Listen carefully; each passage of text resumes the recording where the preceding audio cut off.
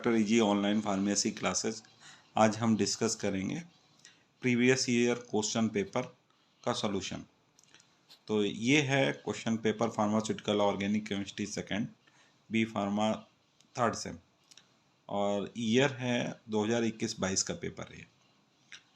तो इसमें सबसे पहले हम शॉर्ट टाइप क्वेश्चन पे डिस्कस करेंगे, जो कि 2 नंबर के होते हैं, कंपलसरी होते हैं।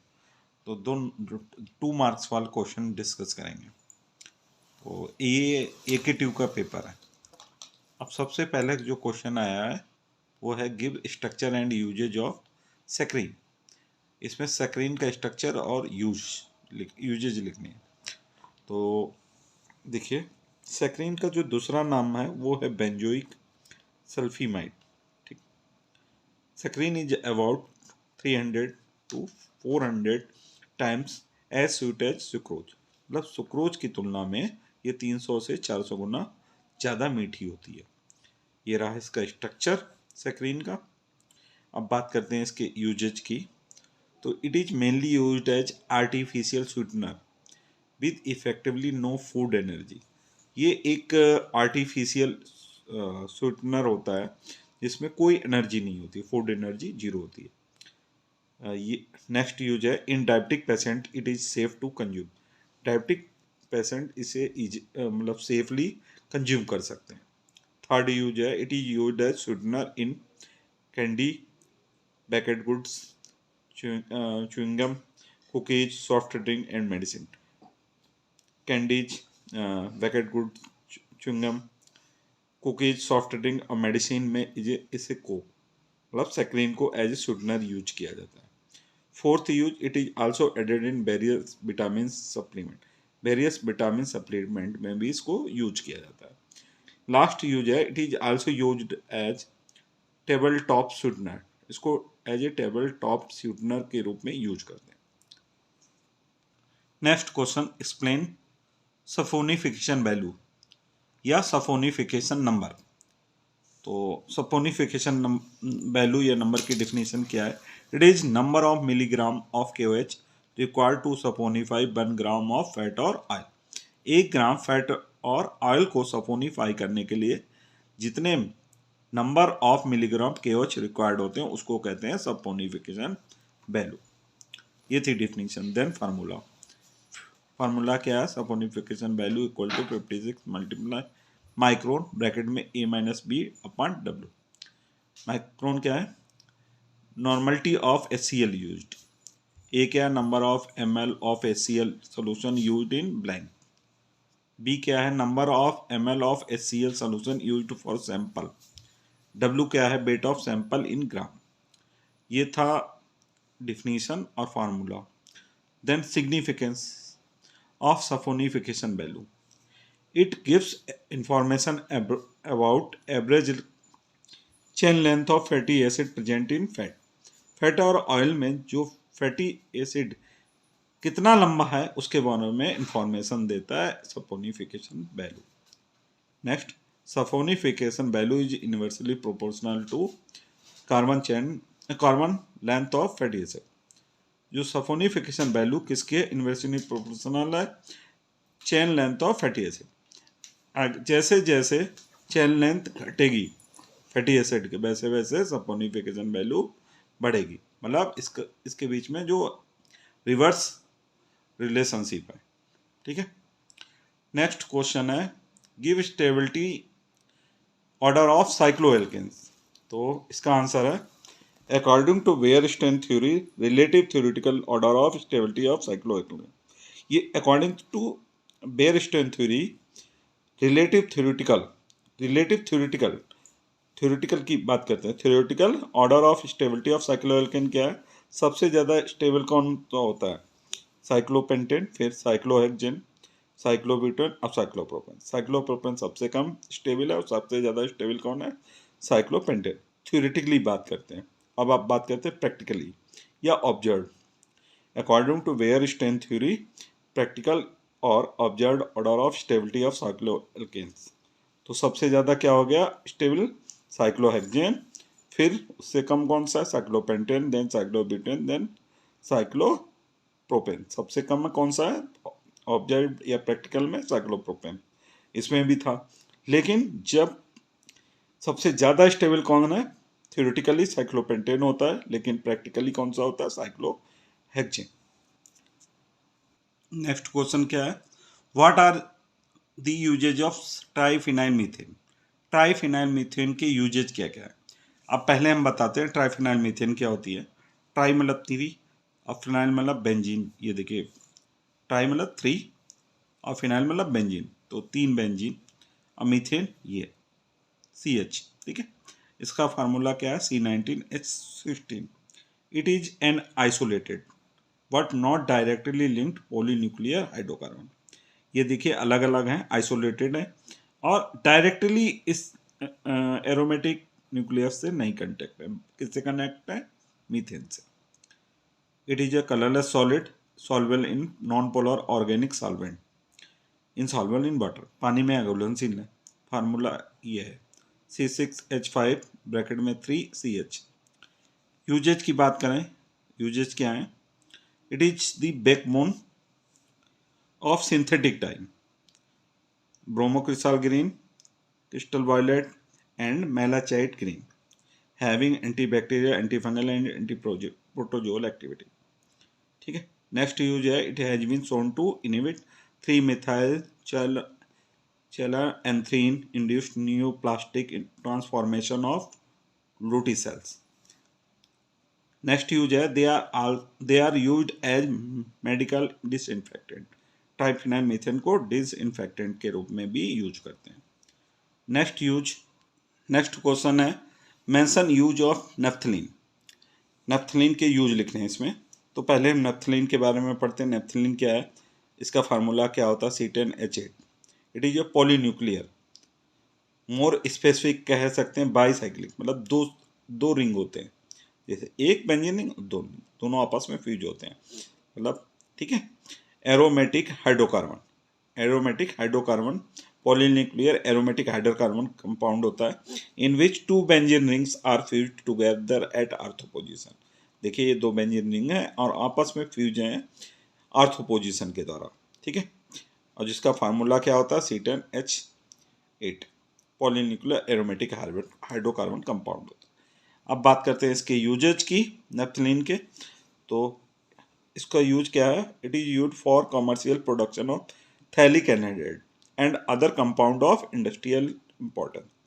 इसको जो नेफ्थलीन का पहला यूज है, कमर्शियली हम थैलिक एनहाइड्राइड और अदर कंपाउंड बनाने में यूज करते हैं, जो कि इंडस्ट्रियली इम्पॉर्टेंट है। Next use for it is use for the manufacturing of dye, moth repellent, explosive and synthetic resin. इसको यूज करते हैं नेफ्थलीन का किसके बनाने में, डाई बनाने में, माउथ रिपेलेंट, एक्सप्लोसिव और सिंथेटिक रेजिन बनाने में। नेक्स्ट यूज है, it is use for making alpha नेप्थॉल, जो कि इंसेक्टिसाइड एक्टिविटी रखता है, एंड बीटा नेप्थॉल जो कि टेनिंग एजेंट है। Next use, it is used as moth repellent, wetting agent and surfactant. Last use है, नेफ्थलीन का यूज करते हैं एज केमिकल इंटरमीडिएट। ये थे इसके यूजेज। नेक्स्ट क्वेश्चन है, डिफाइन साइक्लोएल्केन। साइक्लोएल्केन की डिफिनीशन लिखनी है। देखिए साइक्लोएल्केन का दूसरा नाम क्या होता है, साइक्लोपैराफिन्स।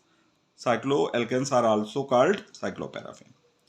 दे आर एलिसाइक्लिक कंपाउंड। ये क्या है, एलिसाइक्लिक कंपाउंड। अब एलिसाइक्लिक कंपाउंड क्या होते हैं, दे आर बोथ एलिफेटिक, मतलब एली का मतलब एली कहाँ से आया, एलिफेटिक, साइक्लिक मतलब cyclic compound. They are both aliphatic and alicyclic compound, ठीक है। And their property are almost similar to alkane. इनकी जो प्रॉपर्टी होती है वो ऑलमोस्ट किसके सिमिलर होती है, एल्केन की। साइक्लो एल्केन की प्रॉपर्टी किसके सिमिलर होती है, एल्केन्स की, ठीक है। और ये किससे मिलके बना होता है, aliphatic plus cyclic compound. Cycloalkanes are saturated hydrocarbon. देखिए ये देखो, ये साइक्लो एल्केन्स है, ये सैचुरेटेड हाइड्रोकार्बन्स है, मतलब इसमें कोई भी डबल बॉन्ड ट्रिपल बॉन्ड नहीं प्रेजेंट होता। That's mean all the carbon present do not contain any pi bond. इसमें कोई भी पाई बॉन्ड नहीं प्रेजेंट होता है, ठीक है। कोई भी पाई बॉन्ड नहीं प्रेजेंट होता, मतलब कोई भी डबल बॉन्ड नहीं प्रेजेंट होता। प्रेजेंट क्या होता है, sigma bond. all their valency are satisfied by sigma bond. Cycloalkenes have general formula क्या होता है, CnH2n. ठीक है, ये फार्मूला है साइक्लोएल्केन्स का. विद फर्स्ट मेंबर कौन सा है, साइक्लोप्रोपेन, जिसका फार्मूला C3H6 है. Example of cycloalkenes, cyclopropane, cyclobutane, cyclopentane, cyclohexane. ये एग्जाम्पल है किसके, साइक्लोएल्केन्स के. नेक्स्ट क्वेश्चन है, what is Friedel Crafts acylation. Friedel Crafts acylation क्या है. तो Friedel Crafts acylation reaction of benzene की बात करते हैं. It is an electrophilic aromatic substitution reaction. ये एक तरीके की कौन सी रिएक्शन है, electrophilic aromatic substitution reaction, in which replacement of benzene protein, benzene proton, benzene का जो प्रोटॉन होता है वो रिप्लेस होता है किसके द्वारा, with N acetyl group CH3CO+, इसके द्वारा रिप्लेस होता है क्या, बेंजीन का H, मतलब CH3CO लग जाता है किसकी जगह, H की जगह. This reaction was developed in the year 1877 by the French chemist जिनका नाम था Charlie Friedel and American chemist James craft.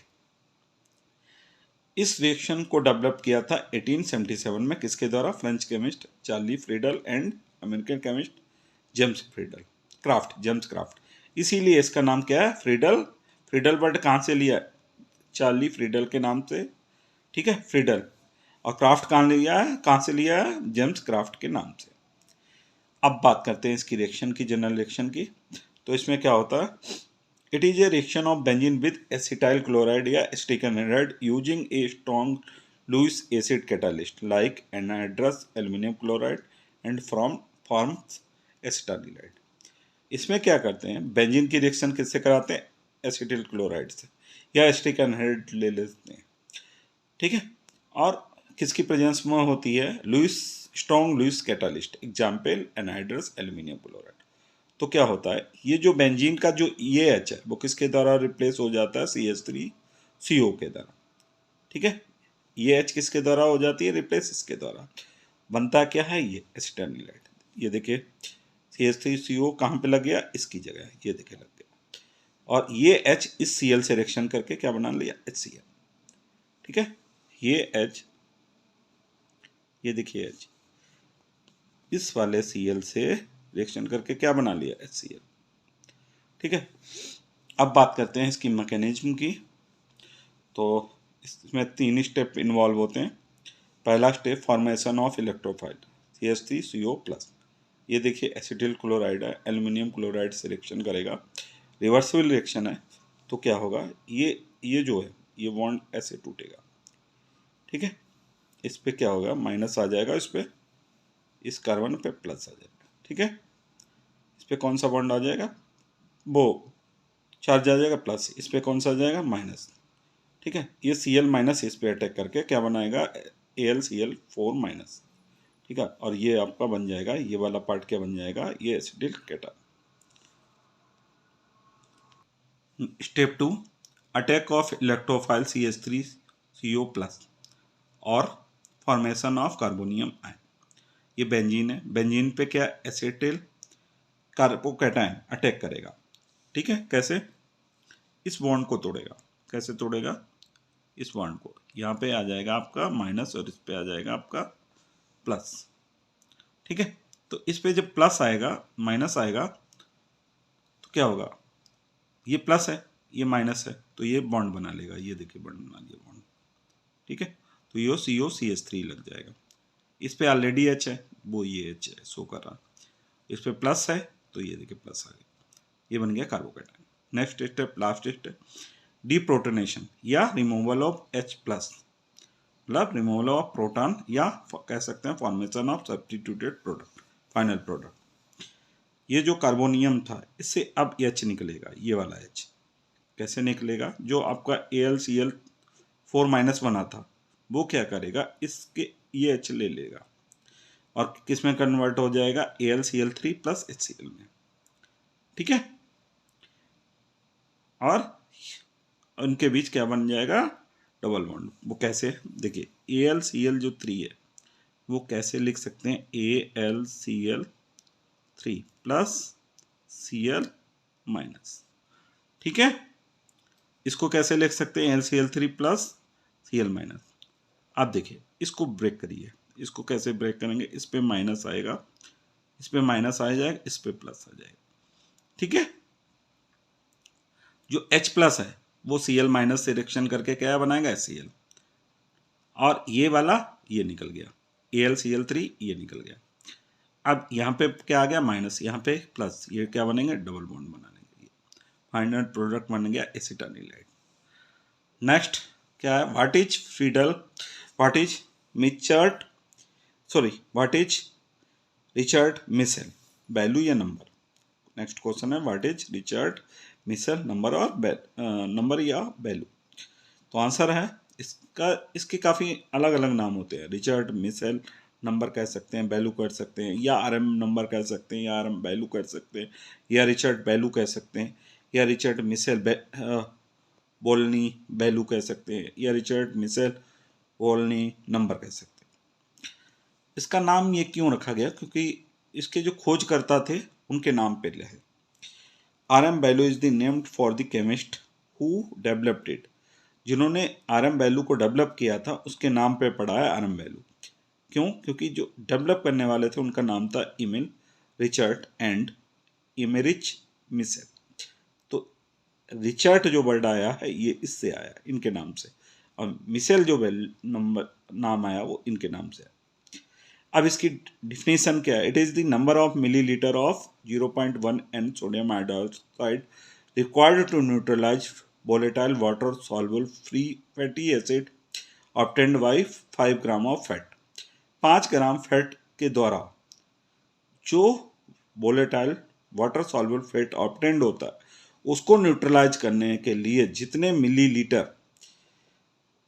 0.1 N NaOH की रिक्वायरमेंट होती है उसको कहते हैं, क्या कहते हैं, रिचर्ड सेल वैल्यू या नंबर। ठीक है, फिर से मैं बताना चाह रहा हूँ, 5 ग्राम फैट के द्वारा जो volatile water soluble fatty acid obtained होते हैं उसको न्यूट्रलाइज करने के लिए, ठीक है, जितने मिलीलीटर 0.1 N NaOH रिक्वायर्ड होता है उसको कहते हैं आरएम वैल्यू या आरएम नंबर। और फार्मूला इसके मिल्क का जो आरएम वैल्यू इसके बीच होती है 28.5 से 33 तक के बीच में, इन दोनों वैल्यूओं के बीच में होती है मिल्क का आरएम वैल्यू।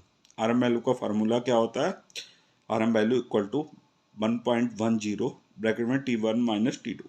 T1 क्या है, volume in ml of 0.1 N NaOH solution used in sample. T2 क्या है, volume in ml of 0.1 NaOH solution used in blank. ये था आरएम वैल्यू का फार्मूला। देन सिग्निफिकेंस क्या है, it gives an idea about adulterant used in fat and oil. Fat and oil में जो adulterant use किए जाते हैं उसके बारे में आरएम वैल्यू एक आइडिया देता है। Next, it indicate how much volatile fatty acid can be extract from a particular fat और ऑयल थ्रू सपोनिफिकेशन। ये था सिग्निफिकेंस आरएम वैल्यू का। नेक्स्ट क्वेश्चन है, ड्रा एनी 4 एरोमेटिक स्ट्रक्चर। ये क्वेश्चन आया, तो ये पहला है बेंजीन, फिर नेफ्थलीन, फिर एंथ्रासीन, फिर फिनांथ्रीन। लास्ट क्वेश्चन है, give molecular orbital picture of benzene. ये मॉलिक्यूलर ऑर्बिटल पिक्चर हैं दोनों बेंजीन की। ठीक है, थैंक यू।